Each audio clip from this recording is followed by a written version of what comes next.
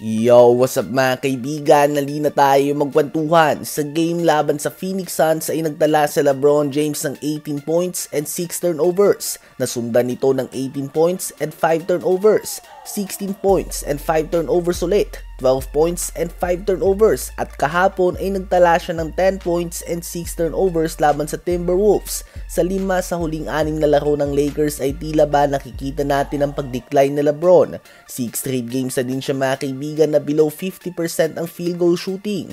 First time ito nangyari sa kanyang career. Bukod dyan ay 24 ng 3 points ang magkakasunod ang kanyang namintis. Ito na din ang pinakamahabang stretch sa kanyang 22 years sa NBA. Nakita nga natin ang decline ni Kobe Bryant matapos ang Achilles injury. Nakita natin na hindi na din ang Michael Jordan sa Chicago Bulls ang nakita natin sa Washington Wizards. Posible nga bang nahabol na si LeBron James si Father Time? Wala nga masama dito mga kaibigan.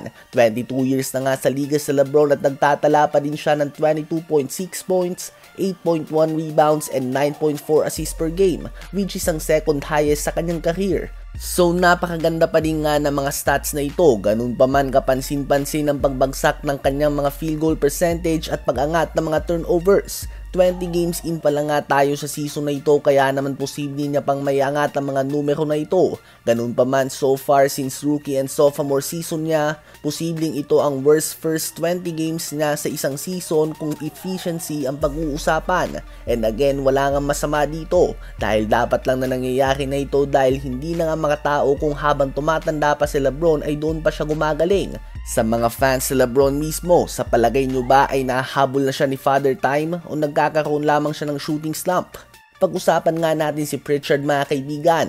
Sa kanyang last 4 games ay nagtala siya ng 25 points and 5 rebounds, 24 points and 7 rebounds, 29 points and 7 rebounds, and 20 points and 4 assists. Sila lang din ni Stephen Curry sa buong NBA ngayon ang may 43% or more na 3-point percentage despite having 8 or more attempts per game sa 3-point line. Sa ngayon nga ay hindi na nakakagulat kung siya ang una sa 6-man Player of the Year award. Pumirma nga si Pritchard ng 4 years, 30 million contract sa Celtics. So may average lang nga yan na 7.5 million per year na sahod. Sobrang jackpot nga ng Celtics dito. Dahil halimbawa na lamang si Gabe Vincent may sahod nga itong 11 million per year. So malaking steal nga talaga si Pritchard sa Celtics. Si Pritchard na kaibigan ay nanggagaling sa bench dahil starting caliber player nga siya.